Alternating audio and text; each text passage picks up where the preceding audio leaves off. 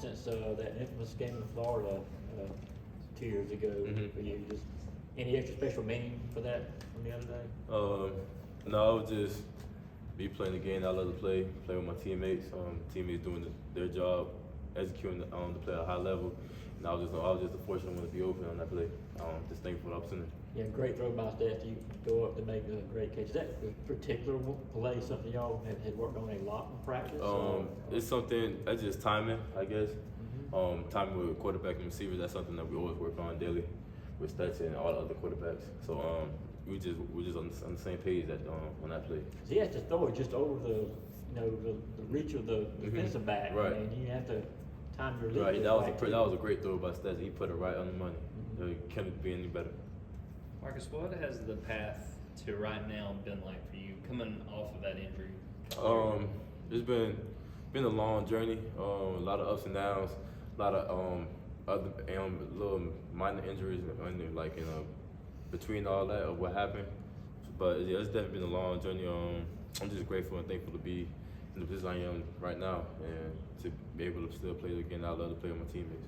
How much motivation, if it is at all, you obviously have a great reputation. You're a starter at Georgia and being a great blocker, but how much do you want to change the narrative to be, I'm a great receiver too. I mean, you've had some big catches this year, a lot of them. I couldn't believe that was your first touchdown since then. So is that something that you really want to?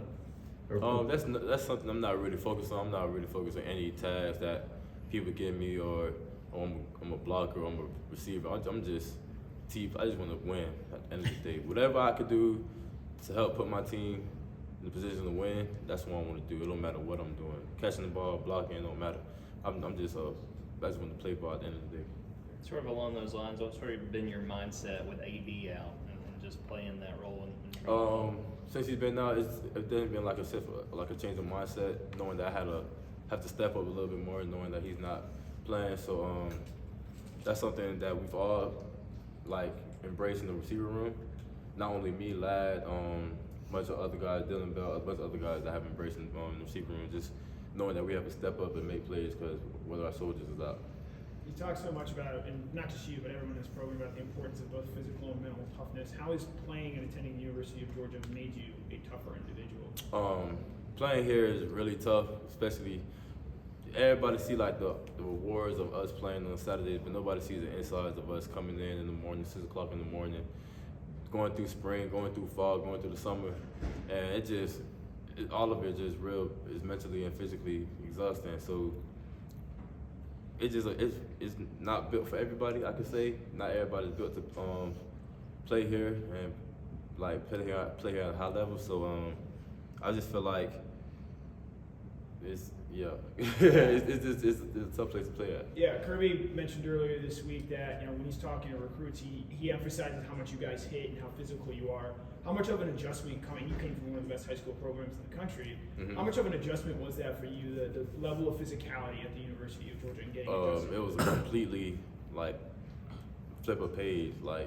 High school, we hit it, but we ain't really hit like we did here. Every day. Especially during the camp, during the summer, during the camp, it's every single day. It's something that we gotta embrace because that's our game of football. We play physical here at Georgia, so if you don't like it, then you can't be here at Georgia. If you ain't gonna play physical, if you're not willing to put your hands on somebody, then this ain't for you. You ain't supposed to be here. What is it? I assume you guys are aware that you can clinch, the SEC championship game berth this weekend if you win. Is that discussed at all in the locker room? Right now we're not. Mission? No, we're not. Right now we're not looking forward to the future. We're not dwelling on the past. We focus on the present. We're focused on getting better day by day. We had a good practice today. We're getting ready for practice tomorrow. We got Mississippi State this week. We're going into a very hostile environment. We're on the road, night game, in their stadium. They haven't lost. I believe they haven't lost at home in a year or so, something like that. So we know it's a great opportunity for us to go out there and show the work that we put in this past week, and we're just thankful for the opportunity that's coming up. Marcus, what dimension is Arian bringing to your offense when you get loose downfield? Excuse me, I ain't get a question. What dimension does Arian Smith bring to your offense when he can get loose downfield like he did last week? As you know, Aaron, he's a speedster, really explosive. We have using him in our offense is gonna put us to another level with his speed. I feel like nobody in the country will be able to can run with him. So that's like a weapon. That's a weapon that we're very glad to have in our offense. Marcus, what stands out to you about Mississippi State's defense?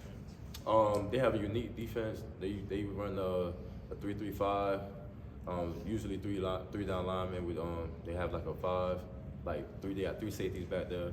So they do a lot of games up front, a lot of twists, a lot of stunts, stuff like that, try to confuse us.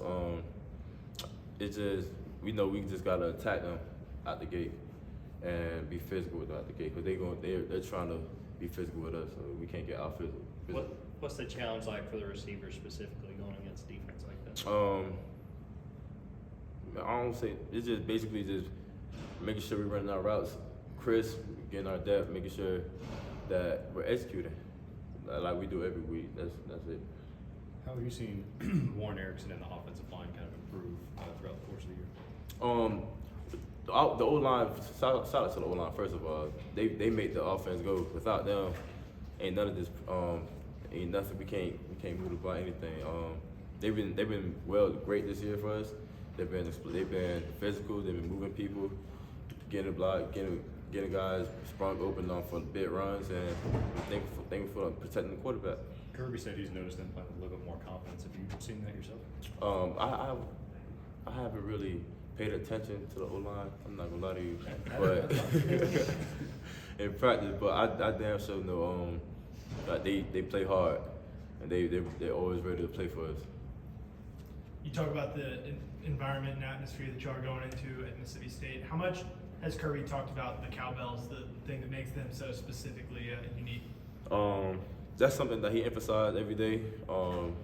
We usually prepare for that by using like crowd noise and indoor whenever we're practicing to like get you could say like as close to the game as possible. That's how it's going to be in the stadium. So he emphasized it's going to be loud, it's going to be hostile. So we just gotta be able to go in there, block out the noise, and execute and play our game.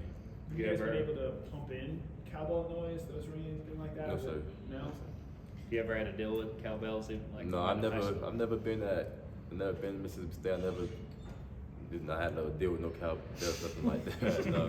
There's none of the coaches out there ringing cowbells? No. Stetson had his little call me moment this past weekend and everything. How much have you seen him change? You've been with him the whole time he's gone through this to where he is this year. Mm-hmm. How much of a different quarterback is he? And can you put in perspective how well he played this past Saturday? He played very well. I've seen his growth since I've been here. He's been here since I've been here. And the growth that he's has been outstanding. You could definitely see the confidence. He has more confidence in what he's doing on the field and being able to change the play whenever he wanted to get us from a bad play to a good play. And I feel like he's embraced that role, definitely have embraced that role and leading us and just controlling the offense. And this past Saturday, he played a great game. He was hot, making dots, running the ball, doing everything he can to help us win. And he's just been a great leader and a great player for us. Going back to Saturday, you guys had a bunch of big-time recruits on campus also during that game in that environment and the rain and that crowd. Were you able to speak to some of the receiver recruits after the game, and if so, I didn't speak with any. What would you tell receiver recruits what to expect if they were to come strap up for the red and black? We gonna hit here. It's gonna be physical. You better be tough. You're gonna come here. That's all I gotta say. Is there a particular moment that stands out from when you were a freshman, you got hit, and you had to realize like, oh, this is how it's gonna be here? There was one time in practice. I had like an over route, and Richard LeCount came down, and I didn't see him coming. And he hit me a little. He gave me a little wake up call. My first little welcome to college hit. So that was the only time. But I think that's the only time I got caught for real since I've been here. Do y'all laugh about that now? Yeah, we laughed about it, but it wasn't too bad. How was get back to Stetson, but how was his relationship with receivers? I don't want to say change, maybe the wrong way to say it, but grown, developed from last year when he became a starter to right now? Is there any difference at all? Just kind of what's that like? I feel like it have definitely grown, like the relationship that we have, because we spent like more time throwing. That was one thing that we emphasized from last year, getting our chemistry down, getting our timing down with all of us. So I feel like the chemistry between us has definitely grown and definitely gotten better throughout the season. It doesn't seem like it's with one person, like you see a lot No, of quarterbacks will fall in exactly. love with one guy. But Mhm. I mean, how much is that aspect, helped? That's the aspect I feel like that helped, because it's just not one person getting all the love. Everybody's touching the ball. Everybody getting the opportunity to make a play, and he's doing a great job of feeding everybody. That's whenever we're open, he's doing a great job feeding us. One more question for Marcus? Thanks for your time. All right. All right, thank you. Thank you. Have a great night.